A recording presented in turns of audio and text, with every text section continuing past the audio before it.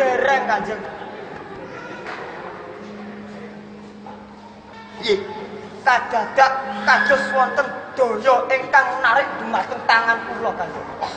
Nggonmu namani Rongostan kober menyang jajane Adiwijaya kaya ana geng. Inggih. Narik marang tanganmu. Inggih Kanjeng. Om Taun.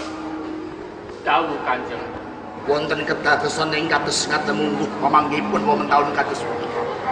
Menawi kula mirengaken aturipun soreng. Kanjeng Sultan dipun tamani wonten daya ingkang narik. Menika kawastanan Aji Lembu Sekilan. Menawi dipun tamani kirang sekilan boten tumama Kanjeng. Aji Lembu Sekilan. Bener, yo. Sawusing ana kedadian kaya ngono. Rangkut. Iya. Juru kowe tumindak apa meneh? Kula bali malih. Kula metek Kyai Brongot Setan Kober. Bagus. Kula suwun sapandonganipun. Nembe kemawon kula nyaket Kanjeng Sultan Hadiwijaya badhe kula tamani Kyai Brongot Setan Kober. Kula kasamluk slingep, kula lutak ludira Kanjeng. Ora idep kowe mutah getih, mutah gerakan. Hadiwijaya mati apa surip? Tasih gesang Kanjeng. Hei, Tasih gesang. Pramila saking menika Kanjeng Adipati cekapa sumanten kemawon boten sisah dipun lajengaken anggenipun balela wonten ing Kasultanan Pajang. Saatasipun kula menika pandung boten kapidana malah kapara kula dipun ganjar bondo donya inggih.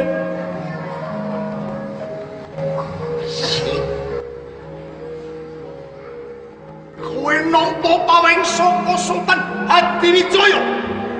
Endi wujude? Menika Kanjeng. Buang! Buang!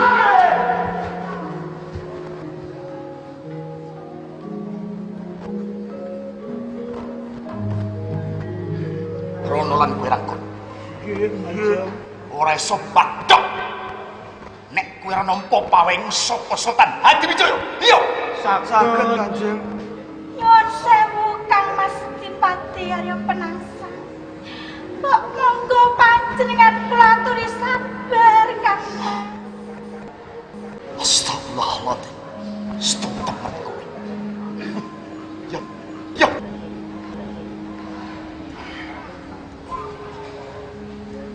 Itang kaya ngopo wis tumindak. Ora apa-apa. Nanging ono lan kowe rangkut. Aku mbutuhake baleni Brongot Setan Kober. Brongot Setan Kober tak pundhut. Ayo. Rangkut ora ono. Ayo. Brongot Setan Kober. Inggih kepareng matur Kanjeng. Enggal diaturke aja pecicilan ngono kuwi. Pedal sak menika Kyai Brongot Setan Kober kasuwun ngampil Kanjeng Sultan Hadiwijaya mbenjang menawi sampun saged mirunggan badhe dipun wangsulaken Kanjeng. Nggih saestu. Nggih. Brongot Setan Kober kering pajak. Inggih.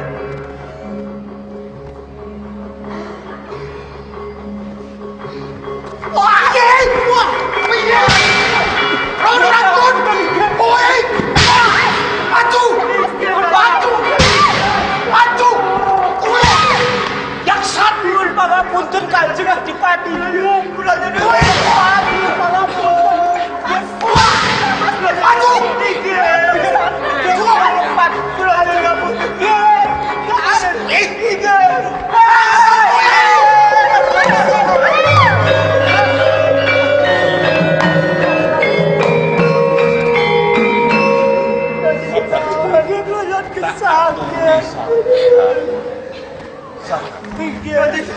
Kula nyuwun gesah Kanjeng. Ayo malah mundur. Juga Ora baca maksud. Nyuwun gesah. lupute bocah suring kuyo. Ayo mundur kono.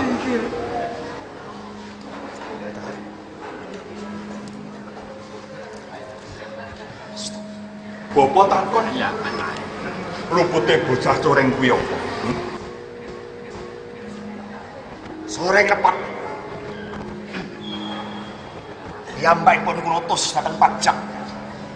Supados nidra yuswanipun Hadiwijaya mboten pikantuk karya kepara Brahmastan kebekintun ing Pajang. Sik, tak aturi sabar. Sat. Sing luput kuwi dudu bocah soreng. Menawi dene sore kene pasite. Ayo si luput jebeng penangsang. Tumawah kosok langsung. Menanipun iki lepat dede kula. Lanjur sapa sih? Panjenengan piyambak iki lepat. Lho. Lah kok bapak kuwi nalare piye? Kenging menapa mboten? Rumah Jawar Sudut. Menawi ngaten kula saged ngleresaken ngendikanipun Kalinyamat. Panjenengan guru ingkang mban oyot mban sendhi. Endi mursengake munjung Kijo Palumpine. Gene ya. Sultan Hadiwijaya ora tumawa sawring bedama. Ngaten menika. Sik. Sinten ingkang kita dipun pataken? Sik jebeng. Yen jebeng Haryo penangsang ora ngerti, tak wenehi ngerti. Menapa? Ayo lenggah dhisik. Lenggah dhisik. Sore. Sawetara aku titip nyawamu. Ayo lenggah. Lenggah. Diaturi kon sabar kok. Wong sabar kuwi bakal subur. Jebeng penangsang. Yen jebeng penangsang ora ngerti, bakal tak wene ngerti. Sapa to Sultan Hadiwijaya? Ya Joko Tingkir Mas Karebet. Kuwi ngono bocah sing lulus. Paguron ndi sing ra ditekani lawan Joko Tingkir ya Karebet. Dadi ora mungkap yen dheweke kuwi duwe pira-pira kasekten. Nanging jebeng penangsang Rumah Jawar Sudut. aku nglegani karo bocah soreng. Kok ngaten? Iya. Atase sak bocah soreng wis pani mlebu ana kantil paguningane Kanjeng Sultan Hadiwijaya. Kowe ra sak-sak ing jalmu. Aku nglegani yen dheweke ora bisa mateni lawan Hadiwijaya kuwi jenenge pas. Jalanan kalah mangarawi bawa. Bocah soreng kok adepan sak sultan. Neng beda. Bentenipun. Yen Sultan Hadiwijaya adepan sak ora-orane adiwati. Ora sah nganggo pusaka piandelken ampuh, mbok menawa karo cuti injet bakal sirna.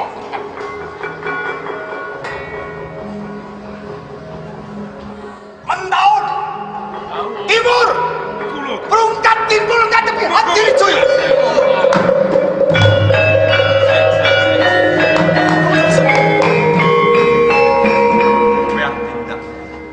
Hari pinanggilan Hadiwijaya pada longkoh wadukipun. Tak abusi sabar. Lereh lerem luruh. Jebeng. Yen kowe bakal maju ngadepi karo Hadiwijaya, njur wong kendel kuwi duweni piandel. Kula gadah piyambak. Njur piandelmu kuwi apa? Rongot setan kober. Saiki ndi? Loh. Astagfirullahaladzim. Sabar, Jebeng, sabar. Kono-kono tak aturi lenggah. Sore. Tak aturi lenggah. Iya. Rongot setan kober. War saking raga kula. Perkara brongot setan kober kuwi gampang. Kabehipun. Ayo mengko aku to. Tak aturi lenggah. Tak aturi lenggah.